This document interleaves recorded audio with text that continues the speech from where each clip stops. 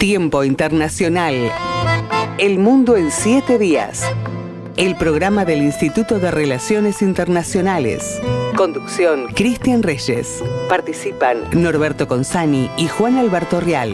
Producción general: Juana Álvarez Eiras.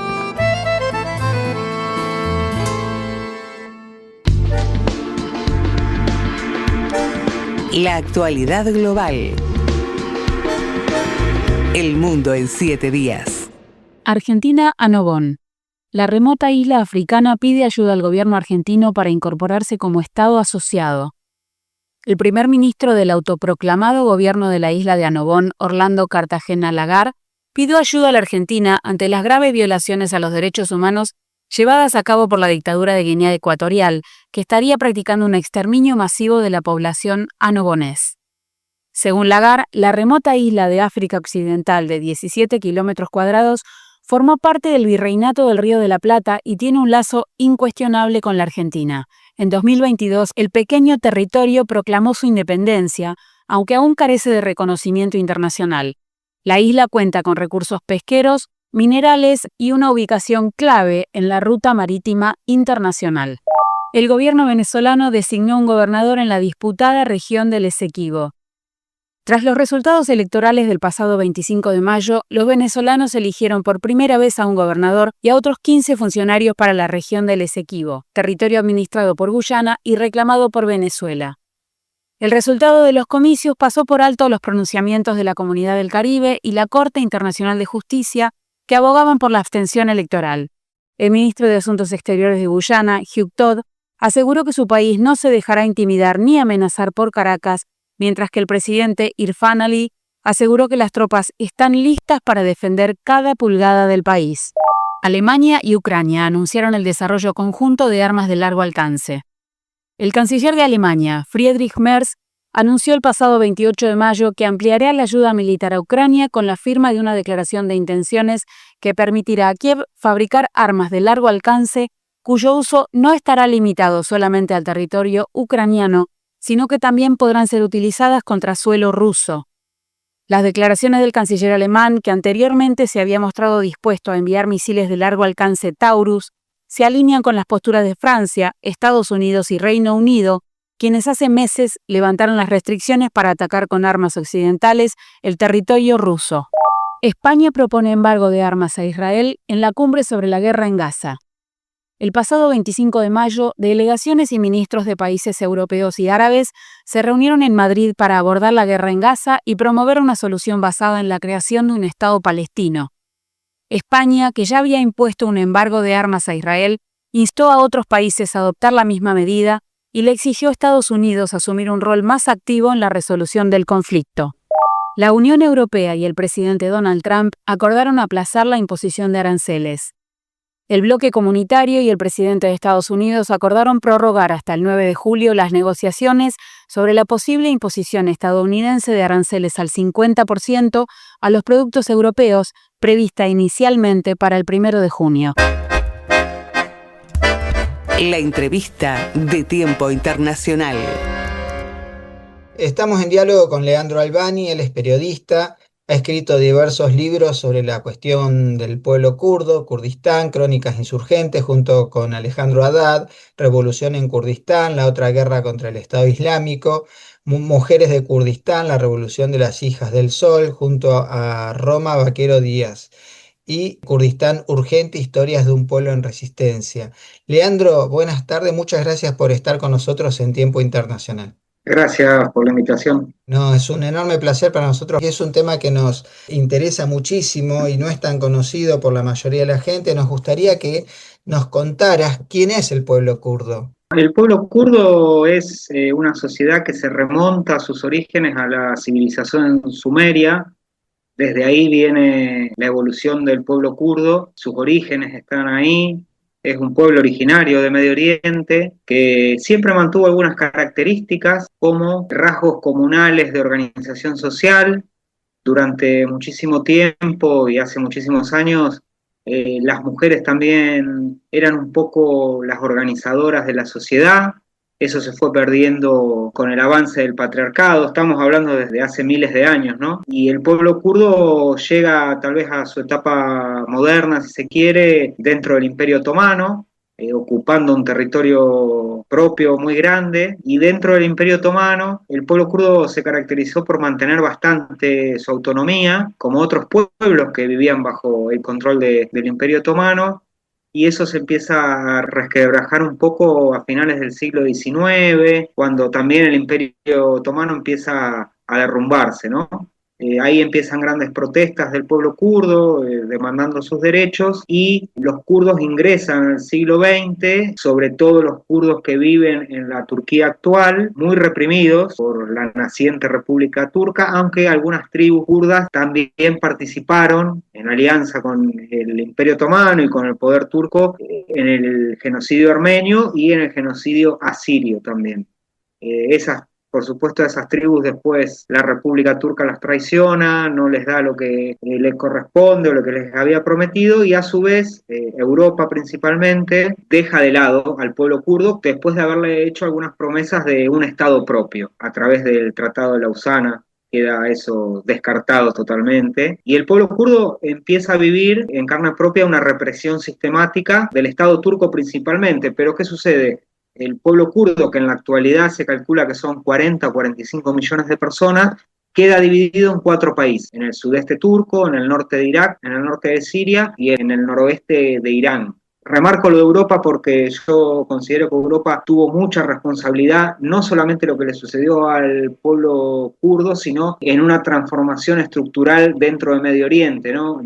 Tengamos en cuenta que el territorio donde vive el pueblo kurdo se denomina Mesopotamia, es un territorio muy fértil, cruzado por los ríos Éufrates y Tigris, y un territorio que, sobre todo en el siglo XX, se empieza a descubrir muchísimo petróleo y gas. Leandro, ¿vos crees que eso es justamente lo que lleva a que no exista el Kurdistán como Estado independiente, o hay otras cuestiones coyunturales y profundas que pudieran haber jugado en contra? Creo que es una de las principales razones por la que no existe un país hoy que se llame Kurdistán, es estos recursos naturales tan importantes, y por otro lado, creo que tiene que ver también con que Europa, sobre todo Francia y Gran Bretaña, cuando cae el Imperio Otomano y estas dos potencias, que en su momento eran las principales potencias del mundo, ingresan a Medio Oriente, su objetivo final era instalar el capitalismo moderno. Y para eso ellos trasladaron la estructura del Estado-Nación europeo a Medio Oriente, ¿no? Y estas estructuras, que yo considero que en Medio Oriente al día de hoy nunca funcionaron muy bien, porque fueron impuestas de una manera bastante radical, hicieron que el pueblo kurdo, asentado en esa tierra tan rica, quedara dividido. Creo que a Europa le convenía que Medio Oriente estuviera muy dividido a través de esta estructura estatal que en Medio Oriente ha tenido fallas grandes y quedaron muy, muy en evidencia cuando fue la primavera árabe, ¿no? Que los estados-nación empezaron a colapsar, no del todo, pero fue una muestra de que esa forma institucional, de gobierno, no tiene mucho que ver con los pueblos de Medio Oriente, ¿no? Tiempo Internacional. El programa del IRI. Estamos en diálogo con Leandro Albani. ¿Qué tienen en común los kurdos con los pueblos de los países en los cuales justamente el Kurdistán se extiende? Vos me contabas Turquía, Siria, Irak e Irán. ¿Y qué tiene de diferente el pueblo kurdo con respecto a ellos? Mirá, el pueblo kurdo tiene mucha relación, si se quiere, histórica con el pueblo baluche, también con el pueblo asirio, de alguna forma. Con los pueblos túrquicos o árabes tienen poco en común, sobre todo su lenguaje no es el mismo.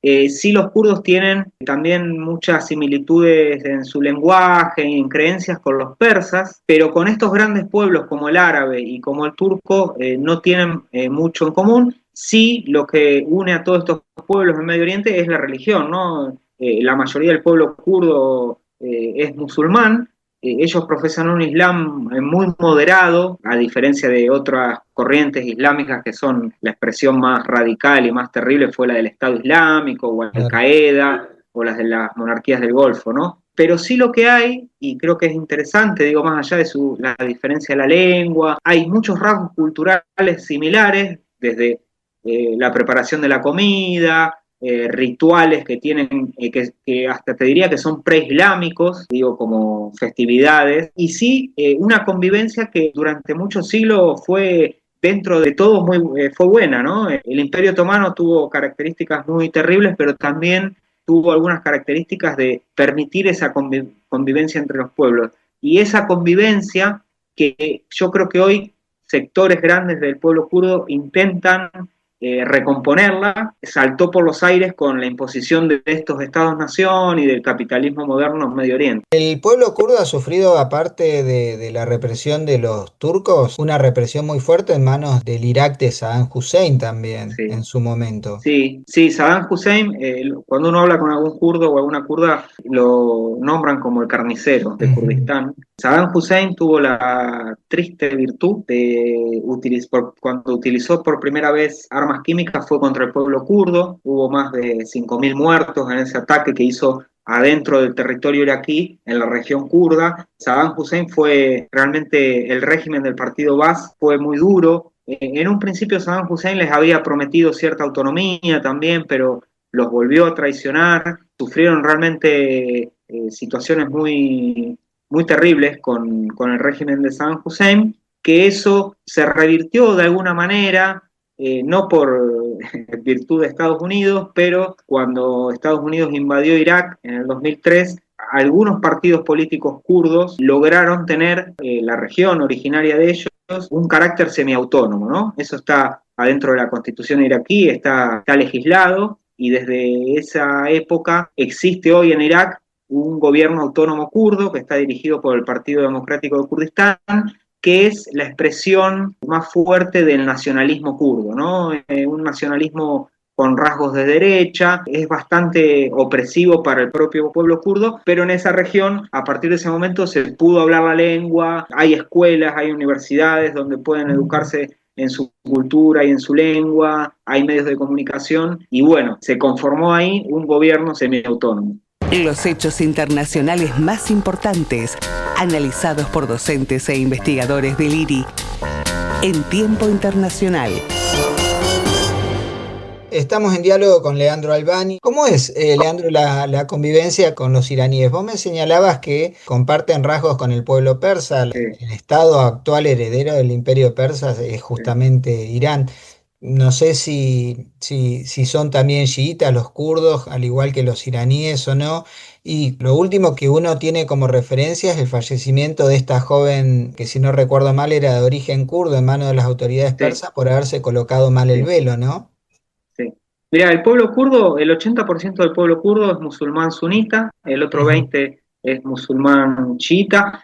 También hay kurdos de otras religiones, como alevíes, yazidíes, hay cristianos, por supuesto, hasta hay kurdos judíos. Y el Estado iraní, en la versión de la Revolución Islámica, fue y es hasta el día de hoy muy cruel con el pueblo kurdo. Tengamos en cuenta que en Irán viven entre 8 y 10 millones de kurdos y kurdas, y después de la Revolución Islámica, Khomeini en su momento dictó una ley para, te diría, casi exterminar al pueblo kurdo. Tengamos en cuenta que la Revolución Islámica de Irán en el 79, dos de sus pilares fueron el Partido Comunista Iraní y el Movimiento Nacional Kurdo, ¿no? Que apoyaron esa revolución, y después de que Khomeini asume el poder, reprime de una manera terrible esas dos expresiones. El caso de Jina Amini, que vos nombrás recién, fue tal vez es un caso muy emblemático, porque era kurda, a ella la asesinaron por llevar mal puesto el velo, y eso despertó un nivel de protesta muy grande, no solamente en la región kurda, sino en todo Irán. El pueblo kurdo en Irán tiene vive en una región militarizada totalmente, donde el Estado trata en todo momento de desfinanciar esa región, de no darle lo que le corresponde, pero a su vez hay, por años de lucha, tal vez en la región kurda hay mucha más libertad que en otras regiones de Irán dentro del pueblo kurdo, ¿no? Es muy fuerte ver imágenes de las mujeres kurdas de Irán cómo dejan un poco de lado el velo y la vestimenta formal islámica para utilizar su vestimenta con tantos colores o no usar el velo, y a su vez en el Kurdistán iraní hay organizaciones políticas clandestinas, porque están prohibidas, que llevan adelante la lucha por los derechos, no solamente desde lo civil, sino también desde la lucha armada. Continuamos analizando la problemática de las relaciones internacionales en Tiempo Internacional. Nos encontramos en diálogo con Leandro Albani, quien es periodista, autor de diversas obras vinculadas con la cuestión kurda, y también ha escrito una obra vinculada con ISIS, el ejército del terror. ¿Se puede hacer un vínculo directo entre el ascenso y la desaparición, entre comillas, de ISIS y la resistencia del pueblo kurdo? El pueblo kurdo puso el cuerpo, tanto los hombres como las mujeres, que eran muy temidas por las brigadas de ISIS, ya que tenían el entendimiento de que si morían en manos de una mujer no iban al paraíso de acuerdo a sus creencias religiosas. ¿Qué nos podés contar de esa experiencia del pueblo kurdo luchando contra el monstruo que fue ISIS? Sí, creo que el pueblo kurdo, sobre todo los kurdos y las kurdas vinculadas al movimiento de liberación de Kurdistán, fueron en el terreno la fuerza que más combatió al ISIS y que les dio su primer gran golpe en la ciudad de Kobane en el 2015, una ciudad del Kurdistán sirio que ISIS ocupó durante 3 meses. El pueblo kurdo, con sus organizaciones de autodefensa, las unidades de protección del pueblo y de las mujeres, pudieron derrotar a ISIS. Y sí, la derrota militar de ISIS fue en el este de Siria, encabezada por las fuerzas kurdas que lograron derrotarlo militarmente. Es interesante porque la propuesta de ISIS es la contracara a la propuesta que tiene hoy el Movimiento de Liberación de Kurdistán, en particular en la región siria, ¿no? Recordemos que el norte y el este de Siria es una región autónoma de facto, que los kurdos la declararon a partir del 2012, cuando comenzaron las grandes protestas en Siria, y los kurdos se desarrollaron instituciones nuevas de autogobierno, ¿no? En el medio de eso apareció el Estado Islámico y ellos dejaron al menos 15.000 hombres y mujeres en esa lucha para contrarrestar al Estado Islámico, que proponía todo lo contrario, ¿no? Mientras que el Movimiento de Liberación de Kurdistán tiene entre sus consignas principales la liberación de la mujer como forma de liberación, de liberar la sociedad, el Estado Islámico proponía todo lo contrario. Hoy en día el Estado Islámico sigue teniendo presencia en Siria y en algunas regiones de Irak. Los kurdos y las kurdas, con otros pueblos de esa región autónoma, siguen combatiendo a las células que quedan del Estado Islámico. Y en el caso del Kurdistán sirio, se calcula que el gobierno autónomo y sus fuerzas de autodefensa tienen al menos entre 40.000 y 50.000 integrantes de ISIS en campos de refugiados, ¿no? Eso es un gran problema para el pueblo kurdo, porque a nivel internacional nadie se hace cargo de esa gente y es un peligro latente, ¿no? Porque ahí hay familias enteras que responden al Daesh y que adentro de esos campos refugiados que están protegidos por los kurdos, el Daesh sigue reproduciendo su ideología. Yo recuerdo que por aquella época, después de la derrota militar, podemos ubicarla en el 2018, Leandro, ¿estás más o menos de acuerdo con respecto a la derrota militar de ISIS en aquel entonces? Sí. Yo le comentaba a mis alumnos, a lo largo de la historia no hay nada más fácil de vincular que el nacimiento de un Estado con un ejército victorioso, una campaña militar. Sin embargo, no pasó, porque quien ganó el conflicto armado contra ISIS, independientemente de los bombardeos americanos, franceses, rusos, fue el ejército kurdo en el terreno. Sí, en realidad fue una campaña muy grande de no solamente los milicianos y las milicianas kurdas, sino el pueblo de civil, ¿no? Porque tanto en Kobane como en otras ciudades el pueblo se movilizó en contra de Daesh, entregó, como dicen ellos, a sus hijos y a sus hijas para terminar con ese estado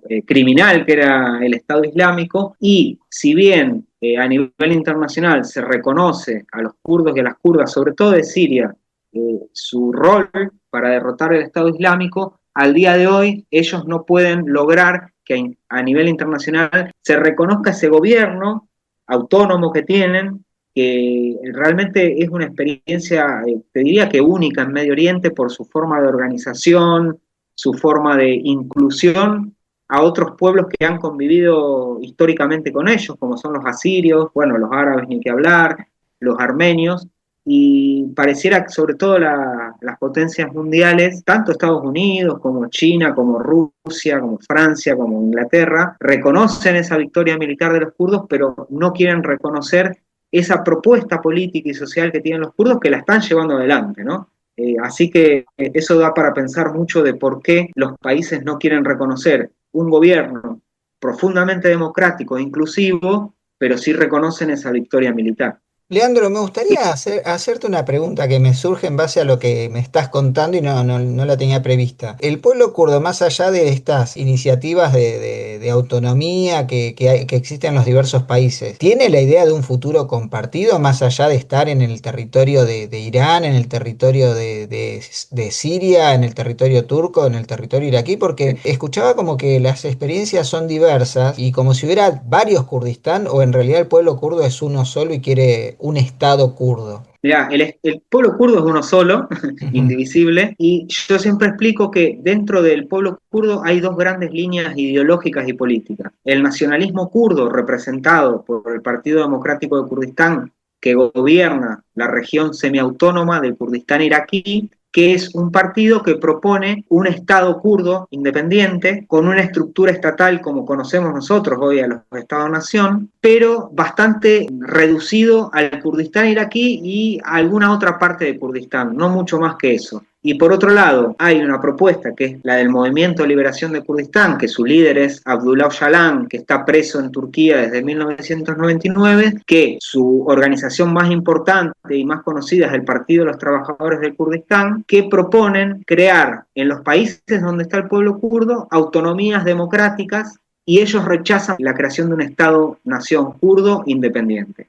Ellos dicen, nosotros no queremos dividir estos países, queremos tener un gobierno autónomo y convivir y vivir en democracia con los otros pueblos que viven en la región, ¿no? Esas son las dos grandes líneas que cruzan al pueblo kurdo. La experiencia del Kurdistán iraquí tiene que ver con el nacionalismo y con ese Estado-nación convencional, si se quiere, y la experiencia que se da en el Kurdistán sirio tiene que ver con una autonomía democrática con instituciones, donde, bueno, el rol central es el de la mujer, donde hay una organización dentro de las posibilidades comunal y los kurdos de Siria lo que reclaman es que haya una nueva constitución en Siria que reconozca esa autonomía, que reconozca sus derechos históricos, su lengua, su cultura, etcétera, y poder convivir con el Estado-nación sirio, si existe un Estado-nación sirio hoy en día, y con los pueblos, tanto árabe como otros pueblos de la región, de una manera democrática y,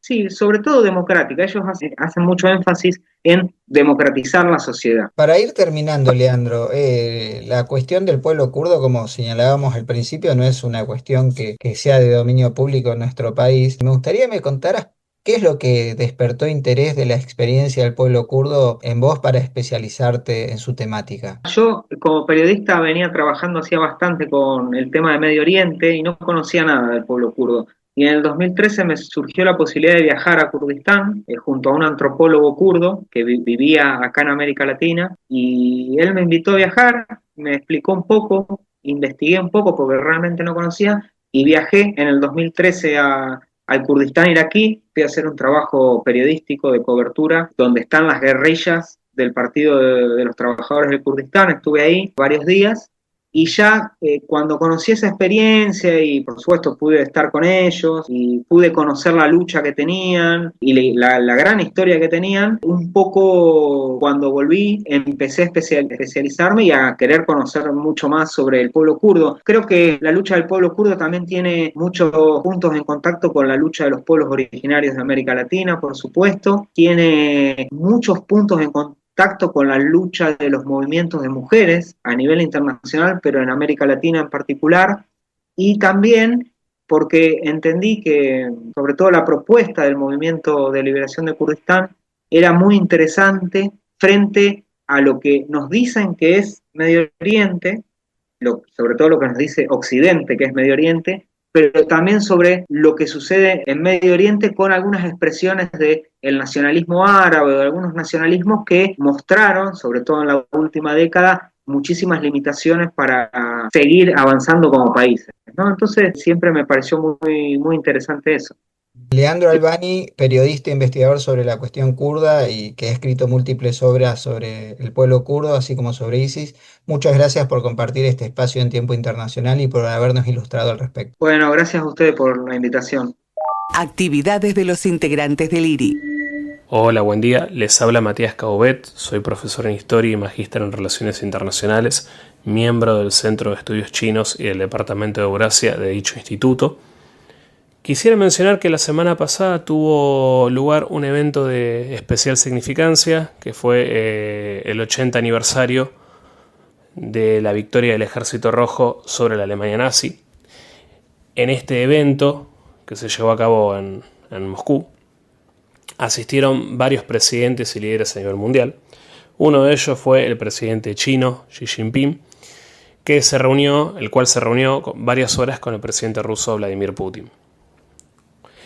A partir de dicha cumbre emergieron dos declaraciones, las cuales en líneas generales nos permiten decir un par de cuestiones que creo que merecen destacarse. La primera de ellas es que hay una continuidad en la postura tanto de China como de Rusia de seguir fortaleciendo la asociación estratégica entre ambos países, una asociación estratégica que lleva más de 2 décadas y que se caracteriza por ser multidimensional, entendiendo multidimensional en el sentido de que abarca a diferentes aspectos o diferentes líneas o áreas de trabajo.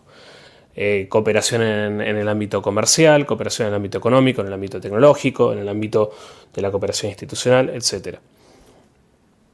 Por otro lado, y también una continuidad, es que se observa una crítica tanto de que esto ya viene hace varios años, una crítica tanto de Moscú como de Pekín hacia la política estadounidense de, por un lado, doble contención, ambos países, contención en términos, el intento estadounidense de aplicar una contención en términos geopolíticos, por un lado a Rusia con la OTAN y por otro lado a China más recientemente con la AUKUS y con otras iniciativas que Estados Unidos ha venido impulsando a lo largo del tiempo. Pero la AUKUS siendo la AUKUS la más reciente. Por otro lado, la crítica que ambos países tienen hacia la guerra comercial que está llevando a cabo Estados Unidos desde hace ya varios años contra China. Y por otro lado, la política de sanciones que también impulsa Estados Unidos contra Rusia, sobre todo desde el año 2014 y profundizada a partir del año 2022. En este sentido, ambos presidentes criticaron la postura, los intentos estadounidenses de, por un lado, la doble contención, como mencionaba, y por otro lado, de la guerra comercial y la política de sanciones. En este sentido, también los presidentes de Rusia y de China mencionaron que este tipo de políticas, como las que lleva a cabo Washington y sus aliados, van en contra del espíritu de una sociedad internacional justa y equitativa.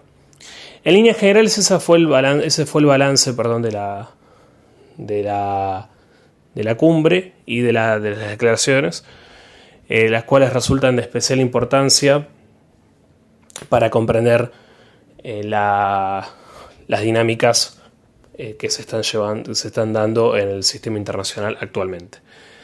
Agradezco por el tiempo brindado al Instituto de Relaciones Internacionales y un fuerte abrazo para todos. En el IRI se dictan 3 carreras de posgrado: la maestría en Relaciones Internacionales, el doctorado en Relaciones Internacionales y la especialización en estudios chinos.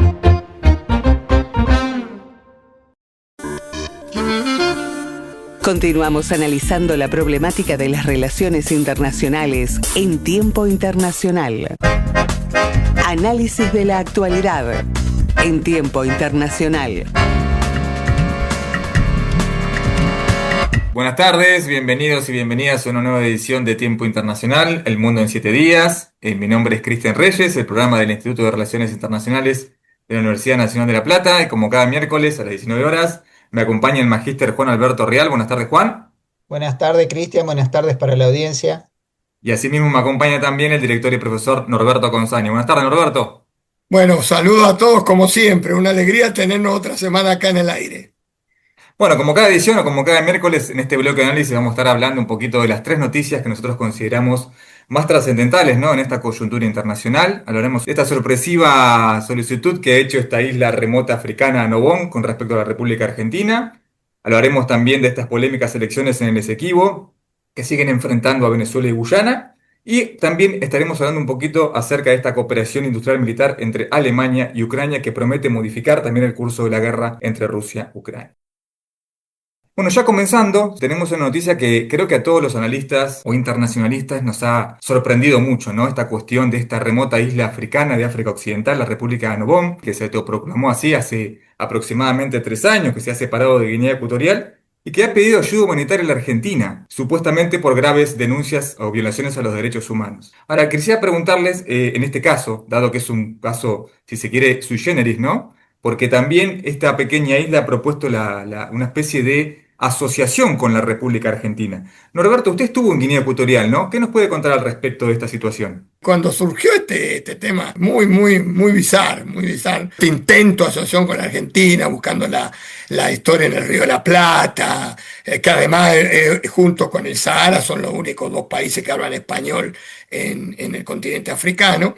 Ahí se dio una situación que está involucrada la Universidad Nacional de La Plata y personalmente, porque con el comienzo del siglo, en el año 2001, más o menos 2002, la UNESCO llevó adelante un proyecto de crear la Universidad Nacional de Guinea Ecuatorial, que no tenía universidad, y eligieron a una universidad de España y a la Universidad Nacional de La Plata para llevar a cabo ese proyecto.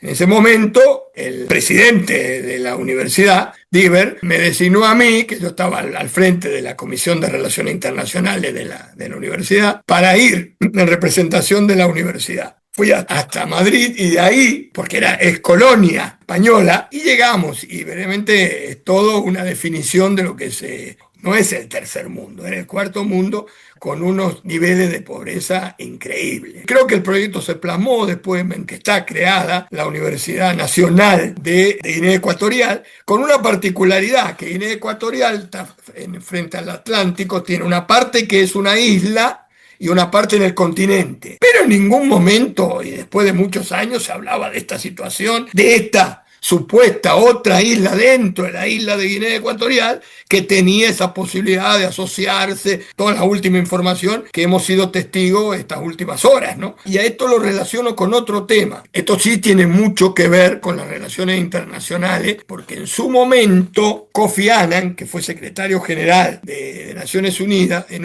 un discurso en el Instituto de Derecho Internacional, también hace unos años, y planteó dónde está el límite. Decía, todo el mundo se quería independizar, todo el mundo, pequeña isla, grande. Bueno, entonces está el problema de la autodeterminación. ¿Cuál es el límite de la autodeterminación? Entonces, bien, nosotros tenemos una causa muy caliente como es Malvinas, pero a margen de Malvinas hay muchas islas en el Pacífico, en el Caribe, por ejemplo. Así como son 193 actualmente, van a ser 200, 300, si seguimos a este ritmo. Lo decía Kofi Annan, no lo digo yo. Quería preguntar a Juan, ¿cuán posible es que esta autoproclamada República de la isla de Anobón pueda establecerse como Estado asociado a la República Argentina desde el derecho internacional? ¿Esto es realmente plausible o sería una anexión o sería una provincia más? ¿Cómo se manejaría? En términos fácticos es imposible que una isla que tiene 17 kilómetros cuadrados y 5.000 habitantes pueda ser un estado independiente. No cuenta con los requisitos mínimos que la conviertan en viable, más allá de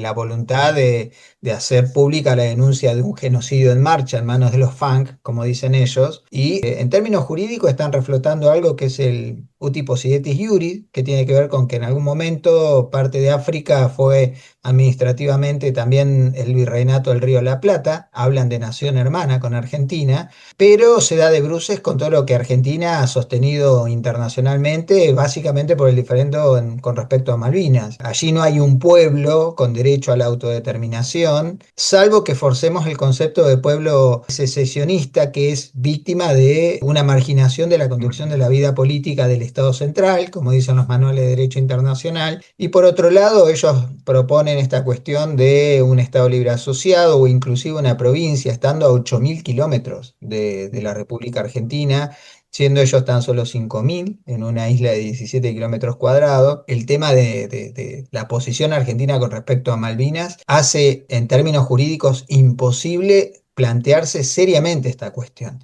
Se habla de la posibilidad del establecimiento de una base logística humanitaria para asistir a la gente allí en esta isla, en Annobón, pero me pregunto también por cuestiones ya no voluntaristas, sino fácticas. Argentina está en la posibilidad de asistir humanitariamente a un país en África cuando tenemos enormes precariedades para ejercer la soberanía sobre nuestro territorio continental y sobre nuestro espacio marítimo. Habrá que hacer, en todo caso, uso de la diplomacia, llamar la atención a la comunidad internacional sobre lo que pasa en la isla, sobre lo que pasa en Guinea Ecuatorial en general, Exactamente, exactamente. y en definitiva usar los foros internacionales para procurar que haya ayuda humanitaria allí donde hiciera falta, no necesariamente al país, entre comillas, o al estado de Annobón, sino a Guinea Ecuatorial toda, porque la integridad territorial es algo que nosotros hemos, desde el inicio de nuestra vida independiente, sostenido. Claro, aparte, como vos bien decís, Juan, no hay que dejar de tener en cuenta que cualquier intervención sea en esta isla nos trae graves consecuencias diplomáticas con Guinea Ecuatorial, ni más ni menos.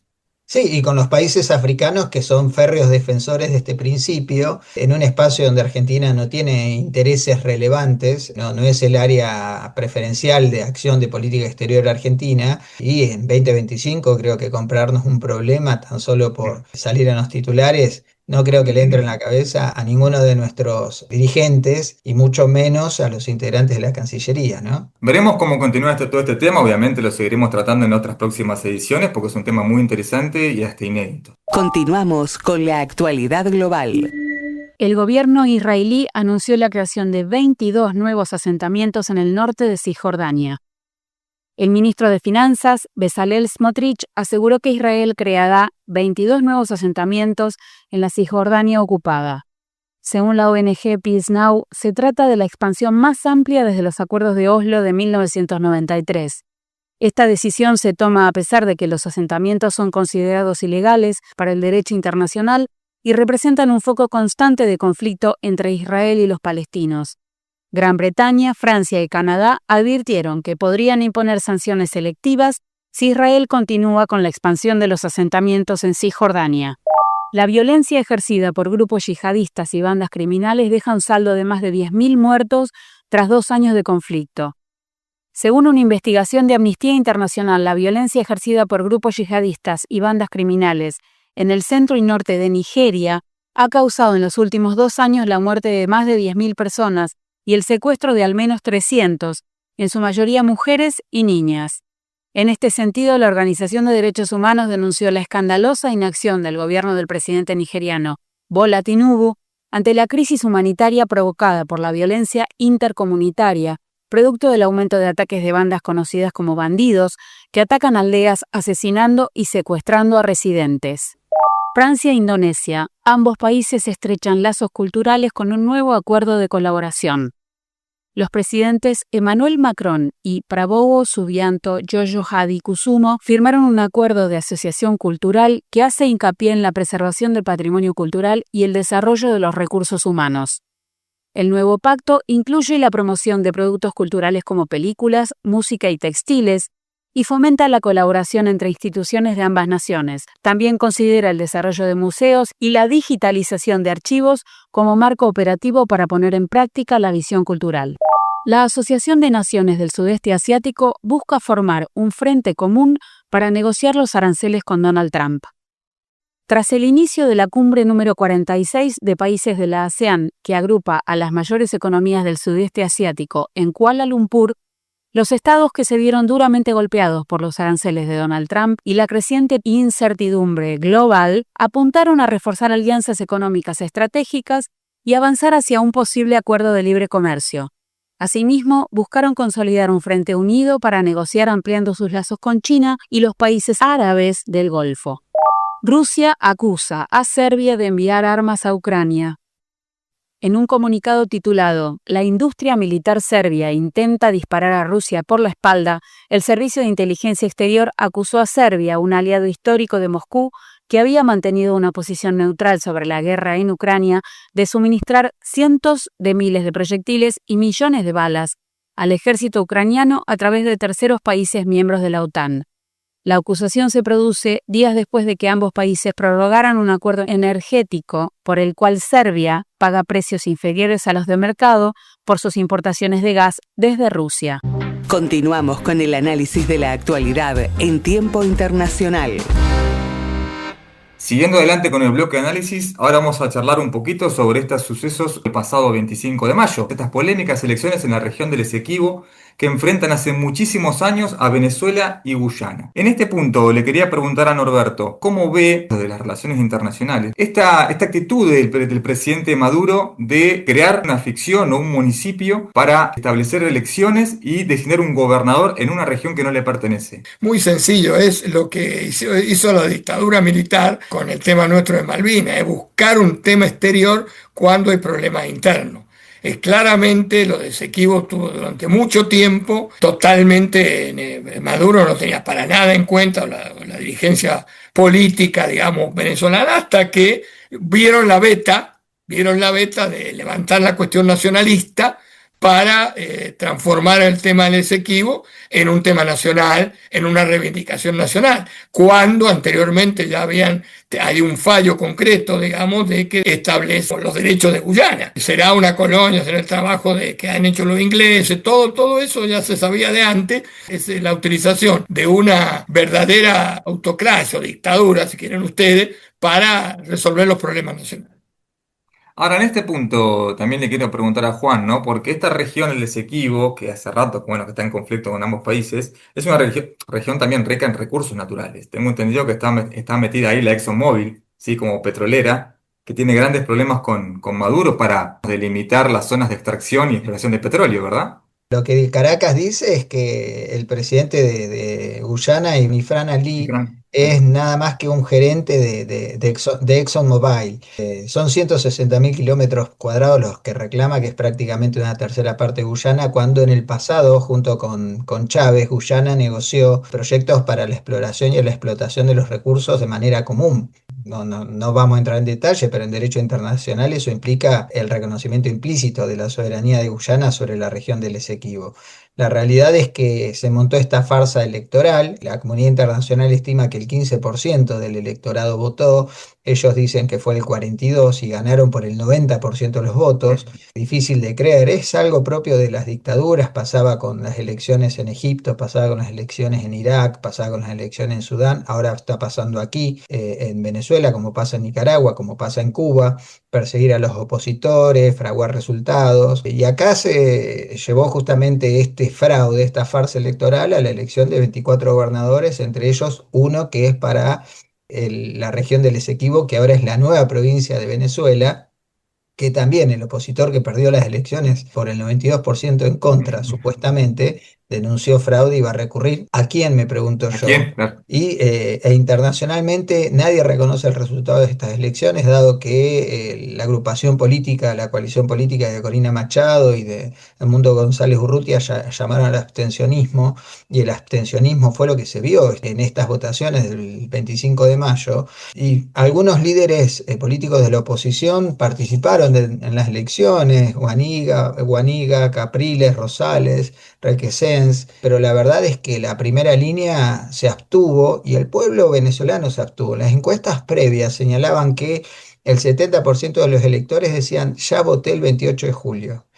lo cual indica que ellos tienen muy claro que hubo fraude electoral, que el voto ya no sirve, y que este 90% que anunció Jorge Rodríguez, el jefe de la campaña electoral, entre comillas, del Partido Socialista Unido de Venezuela, fue simplemente un acto protocolar. Ni siquiera voy a hablar de una especie de escribanía, porque el escribano da fe de las cosas que pasan frente a él. Acá no hubo ningún tipo de fiscalización internacional independiente. Se eliminó el código QR de las urnas para hacer públicas las actas. Las actas no se mostraron, así que de ahí en más sabemos que Todo esto es una pantomima y la causa de Esequibo, así como lo de las elecciones, están viciados de nulidad porque parten de un acto inexistente. Es una tristeza que el pueblo venezolano, que en su momento supo recibir a los argentinos que escapaban de la dictadura militar, hoy sea víctima de una dictadura militar y esté padeciendo cívico-militar. Porque Maduro, Mm, como Norberto siempre claro. señala, casi jocosamente, es camionero de origen, camionero colectivero, que es la Mm. denominación que le dan allí en Venezuela, sentado justamente sobre el poder de las Fuerzas Armadas que han sido corrompidas porque han sido involucradas en los negocios sucios que el chavismo o el movimiento bolivariano ha llevado a cabo en los últimos 20 años en este país hermano. Ni más ni menos, Juan. Aparte digo, lo peligroso también, Norberto, que esto conlleva, ¿no? Porque más allá de estas cuestiones, el ministro de Defensa y el presidente de Guyana dijeron que van a defender con todos los recursos necesarios militares cada centímetro de la región del Esequibo. Estamos hablando de 160.000 kilómetros cuadrados, las 2/3 partes de Guyana. Digo, me parece Con, muy importante entender que Maduro ahora pretende anexar esa parte y obligar a sentar a hablar al presidente de Guyana. con todos los recursos, eso tiene una traducción clarita, son Estados Unidos, el papá que está ahí, que ya le advirtió Rubio que no se le ocurra, no osen utilizar el tema militar. Ahí se terminó la discusión. Entiendo que no va a pasar. Entendemos que no, ¿entendés? Esto es puro relato, como se habla en Argentina, de la construcción. Si vamos desde la teoría, Cristian, el constructivismo dice que las amenazas a la seguridad se construyen y se deconstruyen, y esto tiene que ver con la agenda que las élites manejan cuando incorporan a un tema que quizás no era preocupación y lo convierten en preocupación de la sociedad, y así como lo meten, lo sacan.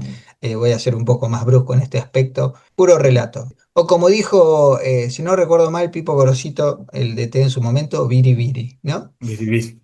Bueno, esperemos, veremos así con el paso del tiempo también qué más novedades nos tiene esta noticia, porque obviamente es muy importante el día a día y bueno, y qué pasará, ¿no? Después con la designación del gobernador. Tiempo Internacional. Desde 1998. Analizando la realidad internacional en Radio Universidad. Bueno, ya también para ir finalizando, así que nos quedan pocos minutos en este interesantísimo bloque de análisis, vamos a hablar un poquito de este reciente acuerdo de cooperación militar industrial, ¿no? Entre Alemania y Ucrania. Parece ser que el canciller Friedrich Merz ha cambiado la orientación de la política de defensa alemana y va a producir de manera conjunta con Ucrania misiles de largo alcance, sumado a lo que ya había propuesto en un momento Gran Bretaña, Francia y Estados Unidos. ¿Cómo se ve, Norberto, esto en el cauce de la guerra? ¿Qué implicancias puede tener a futuro? Justamente hoy hay un artículo en el diario Clarín de Carlos Perellana y menciona a un general que ahora está a cargo de las tropas, digamos, el cargo máximo en Rusia, y dijo en una entrevista a la radiotelevisión rusa, este general, diciendo que hay que estar preparado para una guerra en Europa Central. La respuesta alemana, de eso estamos hablando, y la gran diferencia que marcan todos los analistas con respecto a Alemania, que estaba, digamos, bajo el paraguas norteamericano y se ha dado cuenta que está peligrando su propia seguridad llevada al extremo. No en este momento, pero sí en una proyección histórica.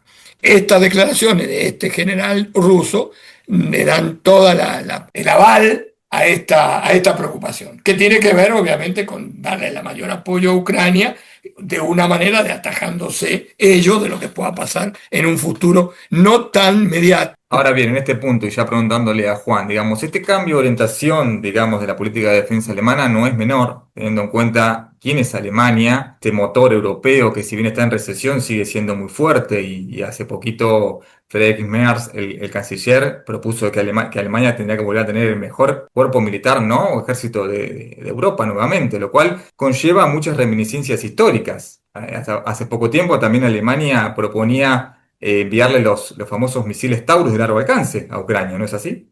Sí, de hecho lo que está hablándose, Cristian, es que la producción que señalabas, para la cual Alemania va a invertir 5.000 millones de euros en préstamos a Ucrania, se haría en territorio ucraniano sin ningún tipo de restricción de utilización. Lo que Mm. estuvo pasando en los últimos años sobre cuáles eran los blancos que Ucrania podía elegir, se termina.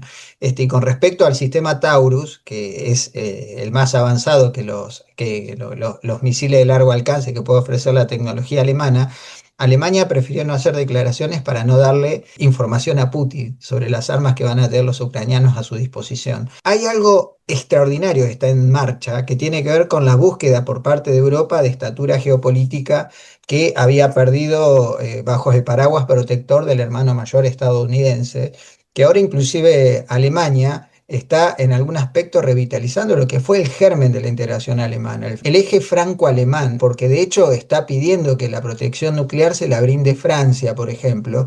Recordarán las reuniones que hubo en el mes de marzo, patrocinadas por Macron, que reunió a 31 países que apoyan el esfuerzo bélico de Ucrania, que todos los de la Unión Europea, sin República, creo que sin Eslovaquia y sin Hungría, que son países más cercanos a Putin, más Australia y Canadá.